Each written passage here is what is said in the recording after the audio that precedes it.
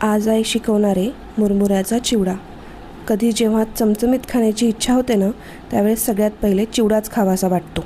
चिवड्यासाठी सगळ्यात पहिले मुरमुरे स्वच्छ चाळून घेऊन एका मोठ्या भांड्यात काढून घ्यायचे। त्यात कुरकुरीतपणा वाढवण्यासाठी थोडे पोहे तळून घ्यायचे। मग त्याच तेलात खोबरं, डाळवं, शेंगदाणे, काजू, मनुके छान लालसर तळून घ्यायचे। मग कोथिंबीर आणि कढीपत्ता पण छान परतून घ्यायचं।